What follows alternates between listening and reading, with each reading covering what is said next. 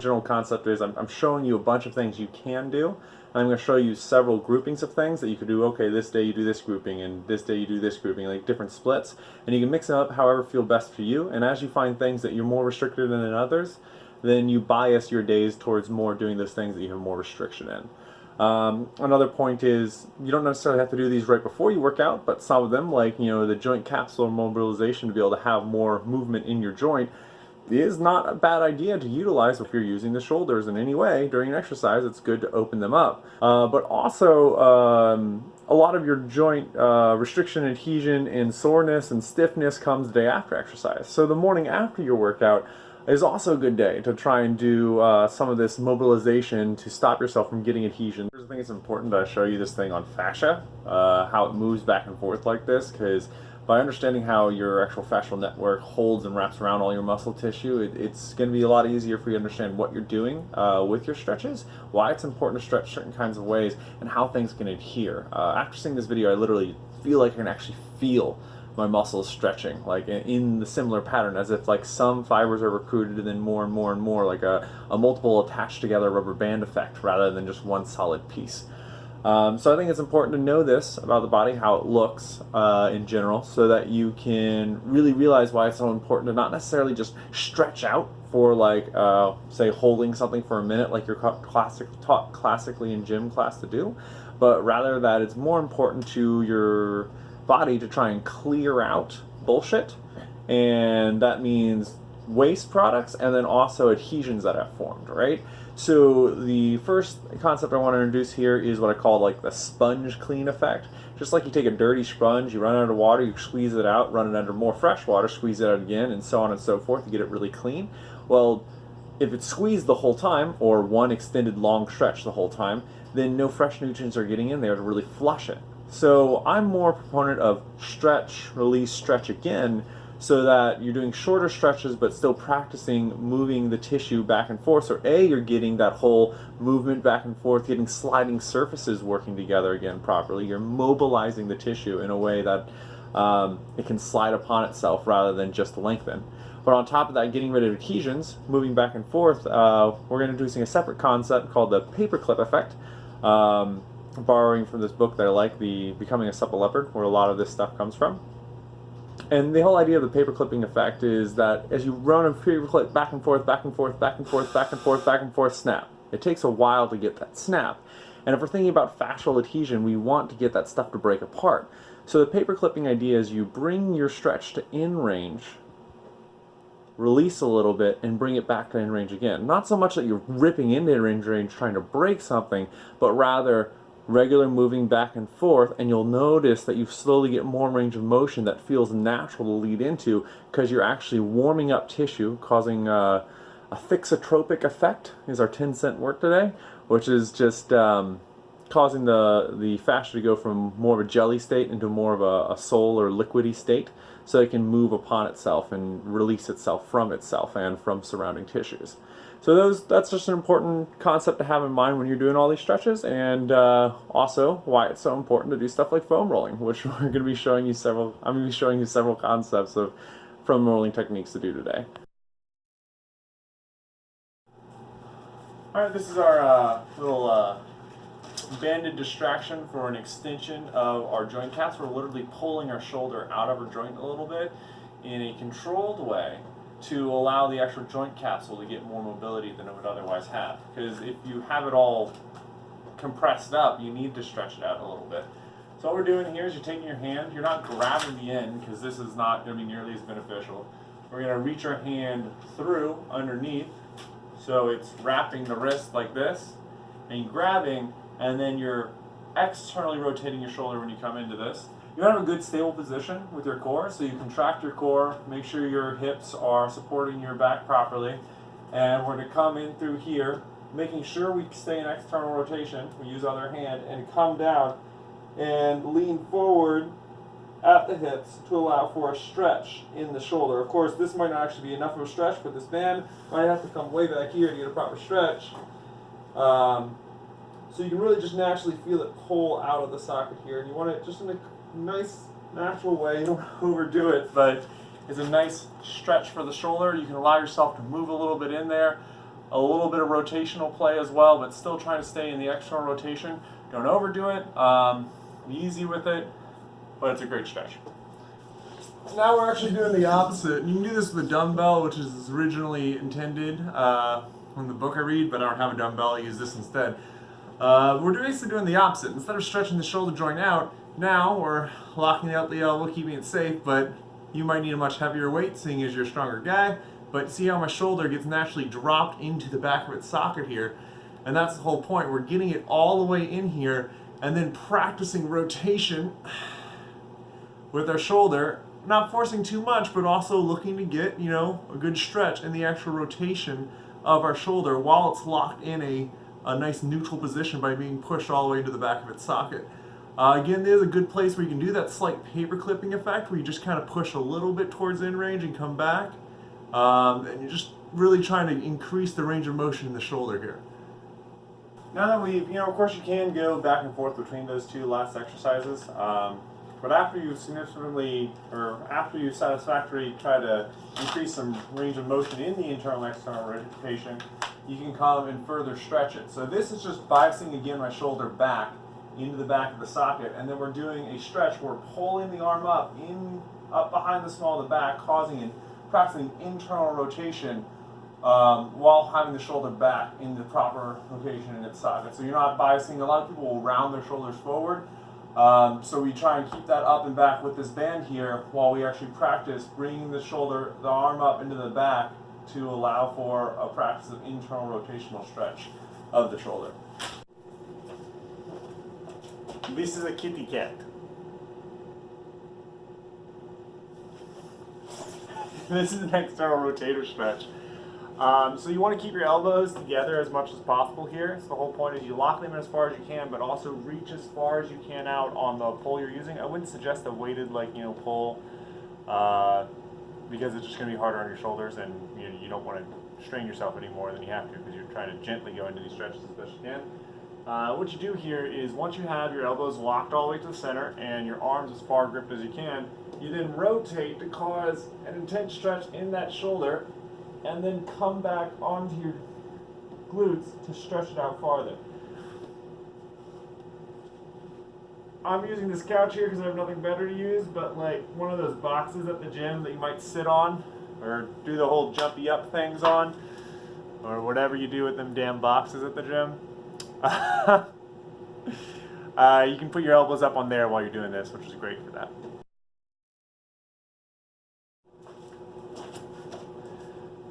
It is a foam roller ball. They're great because you can get really pinpointed, intense things into your hip with it. Obviously, you can use a lacrosse ball or something. I like this larger surface. It's great for popping my ribs back in place. But that's not what we're doing now.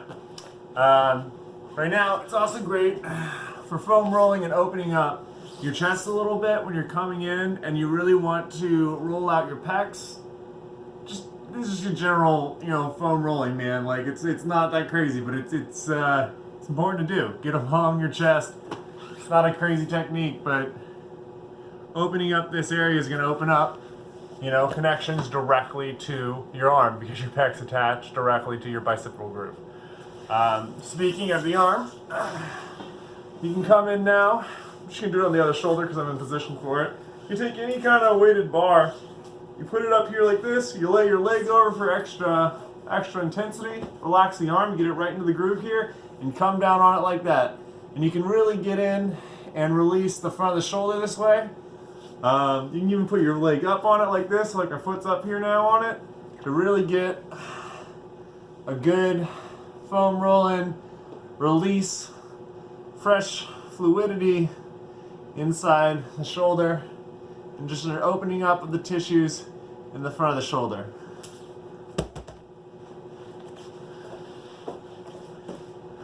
Seeing as we're doing all shoulder openings in this section, our old friend from the last part, put it up against the wall, put it in the top of your shoulder right here, getting into your top of your traps. And I'm not actually against the wall, but you get the general idea that you would back up into a wall like this, and so it would be digging into your traps, and then you come up best you can, straight vertical, all the way up. And you might run into adhesions coming up, but you can kind of paper clip, a little bit in kind of thing, and try and break up, have a little bit of movement here. Try to be as like vertical as you can coming up and down, but you can do a little bit of play with it, trying to get in and opening up this hole. You couldn't see it as well when I was higher up earlier, so just bring it in here, right where the armpit is starting to come into shoulder here, just about this region, and you're coming down, and yeah, that's a really good one actually. And then you're just coming back and forth like this with your arm to help really floss into the area in the back of the shoulder here. You can lean on it like this, and you roll onto your side a little bit for more intensity.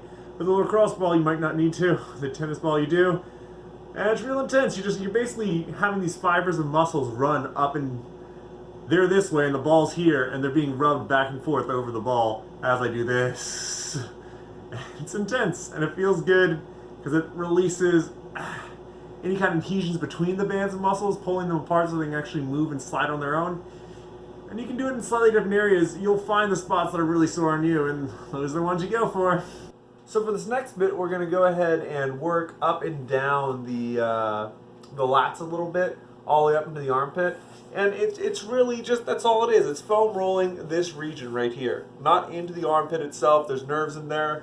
You don't want to get all the way up in here, but along this line here, different from getting right up here where you do the back and forth thing, but it's all the way up and down here. And you're literally just laying on it, and you get right in the groove of where that lat edge is, and you're even getting into like the exterior edge of your shoulder blade as well, and it kind of sucks, but it's a great place to foam roll.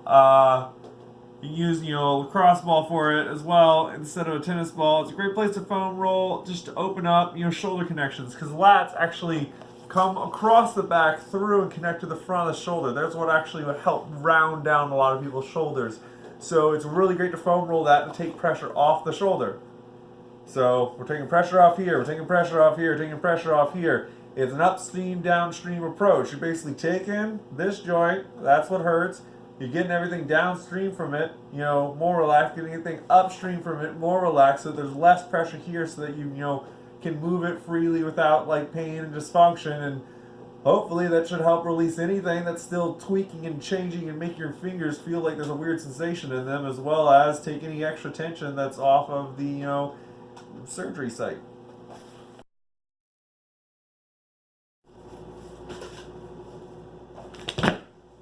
Now as you start to release your shoulders and they start to come back naturally over time, you'll probably start to feel some kind of like compression and intensity in like your thoracic spine, like your middle and upper back, because as the shoulders come back more, your body naturally wants to open up more and stand more straight, so that spine wants to get straighter. Foam rolling is great for that. You want to do it in a healthy locked position, so you want to bring your shoulders up together, so you're holding your shoulders so you're nice and tight and strong as you come up onto the foam roller, and pretty much just kind of seesaw your vertebra and roll up and down. If you find really tight places, you can come to the sides and kind of just like rock on it with your hips up off the ground, or for less intensity, they can be on the ground.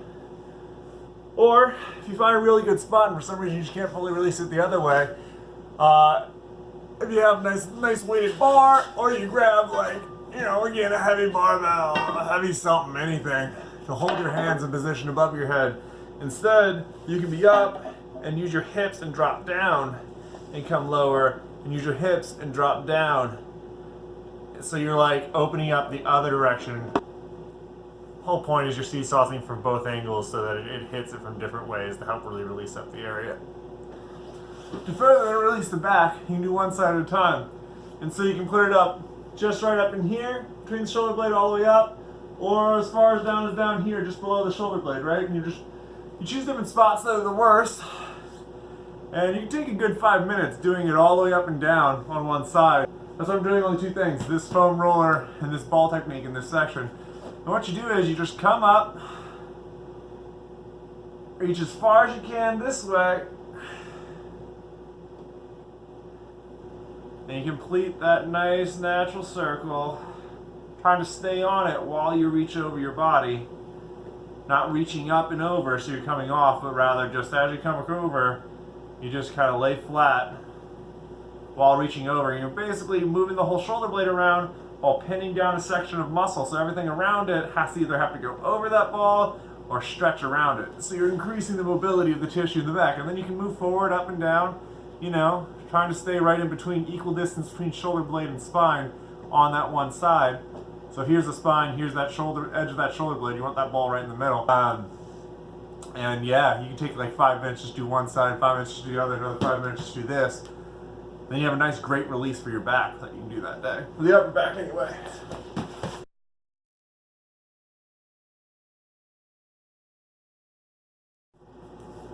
All right, so now I'm just going to go over some basic stretching things. I did say stretches too, not just painful things.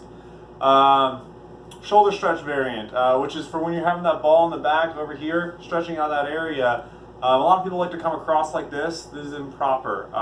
It just doesn't get a proper actual stretch of the area. If you want the stretch of the area to actually be correct, you bend the arm, have it coming over the shoulder, and you get much more intensity coming in to this region. Internal rotation stretch. Grab the elbow, don't grab up here, but actually grab the elbow itself. So you're protecting it. And just going here on the hip. And it's a stretch. It's intense. It's good for you. Don't hurt yourself. External rotation stretch. It's kind of intense. You put one arm here, other arm comes underneath and grabs it. If you can, clasp hands, but if not, you can kind of clasp the wrist and make sure that it's not tight but closed. And then gently you pull up on the elbow with the crux of your elbow and push down at the same time to stretch the shoulder. Yours probably won't go this far. I've been doing this a while. So some people can't even get into that position. A lot of people can't, honestly. That's why I showed the other one with the. So this is just a variant of a lat and tricep stretch at the same time. You're going up on the wall here, which is already a great stretch for your tricep, and then you're making sure your arm actually comes all the way down like this. You might not be able to get this level of intensity in the beginning, but you'll really feel the intensity of the stretch into the tricep here, which is great, while also stretch out some of the lats there.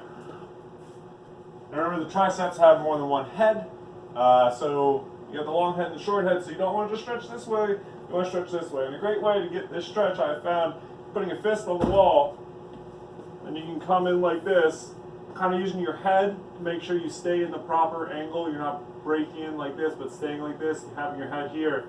And you can come in like this to get a nice stretch into the triceps. So to stretch your biceps, it's actually going to be incorporating a pec stretch at the same time. We're coming against the wall here, and make sure you're actually flat against the wall before you start doing any turning. You want your elbow and your biceps against the wall so that you're not actually torquing your elbow, because that's going to be painful. So you can come in like this with your hand flat. It's a good stretch. When you lean your neck out to the side at the same time, you're going to get an intense stretch into this region to increase it. Always come all the way out before you switch, but then you can switch to a rotation where your thumb's away from the wall. It's going to change the intensity of the stretch. And again, you're getting your elbow all the way onto the wall before you actually start torquing into the stretch and turning the shoulder. And you'll feel it really start going into the shoulder, into the upper part of the bicep there. Again, as you move your neck away, you're going to increase the stretch on that fascial line, increasing the stretch into this region. The most intense one I have found is when it's actually directly against the wall, thumb against the wall. And again, you're coming out like this. But each person's body is a little different. It's just the most intense one for me. I'm sure you've seen this one done before. It's an oldie but a goodie. You put your arms behind your back, clasping your hands. You lock out your elbows, take a deep breath, and exhale as you come forward, bringing your arms up and back.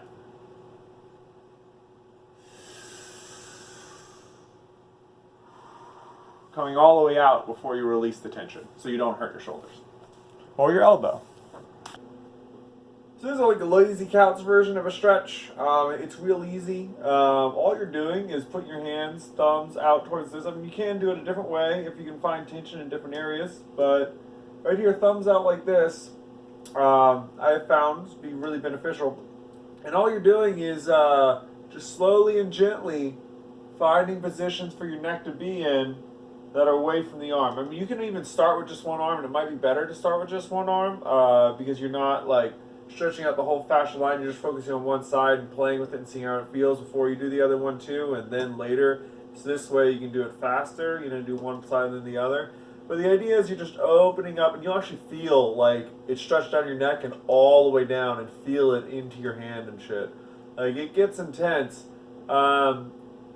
After you've done this for many days, do not do this next part at the beginning, but after you've done it for many days, you can start to even like open and stretch the hand at the same time as you're doing it, and it's really intense for the fascial line, for the whole line, all the way down like this, to stretch out like that, and you're really going to be opening up this whole region. This next one, I even noticed my nerve popping over the exact area you had surgery on, so it is a recommended stretch for people who have, issues with the ulnar nerve in relation to the elbow.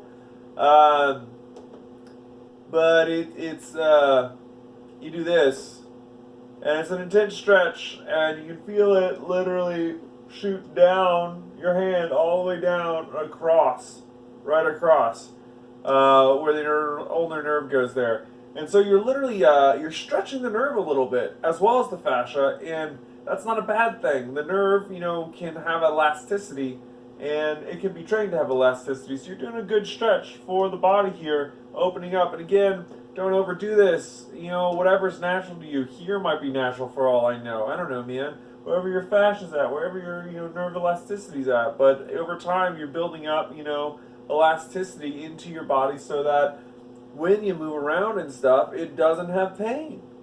Simple as that. Coming into the lower parts of the arm, obviously you can foam roll with an elbow on the ground and get into them triceps however you want, really. There's no real wrong way to do it. You find tight spots and you work into it.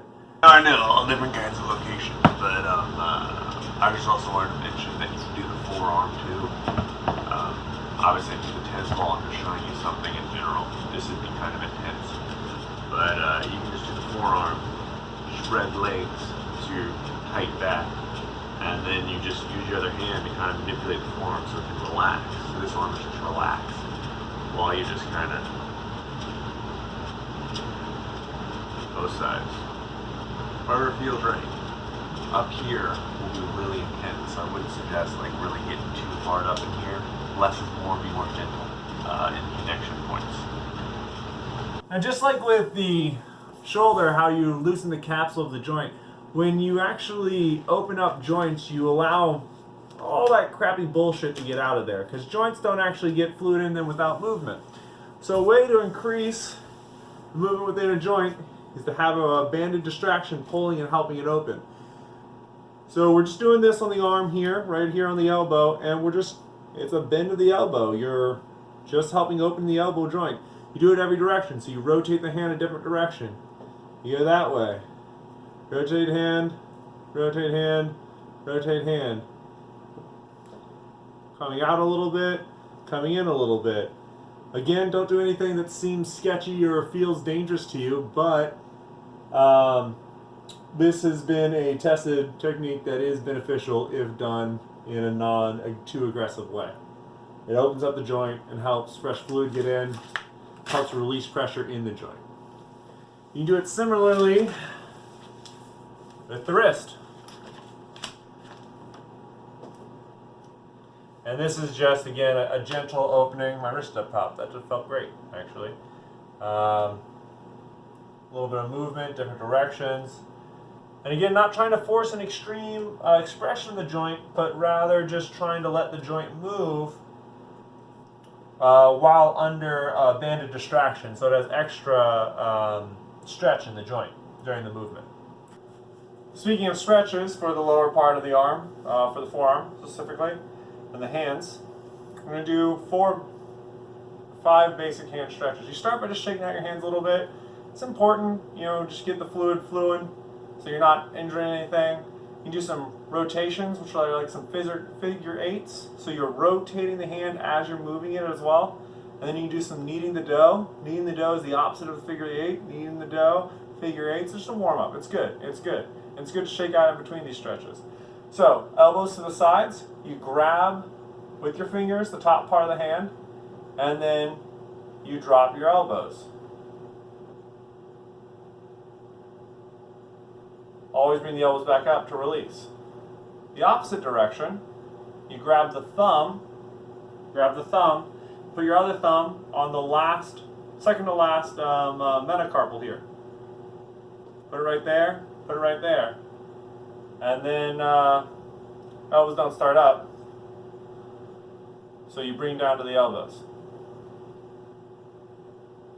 Again, don't overdo this because this can be intense. Doing the in-between actions. You grab your wrist,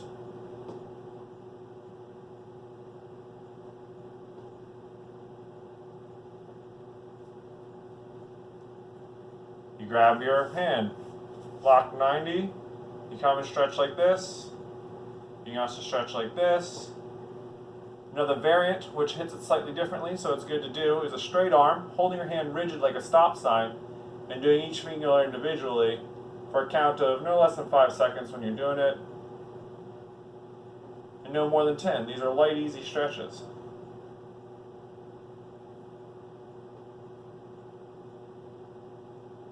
Again, trying to keep your hand rigid while you're doing the stretch, so it's activating this part of the arm, causing you to actively relax this part of the arm. That's for this variant, not for this variant. You're not stretching, you're not activating this side. It's a different style.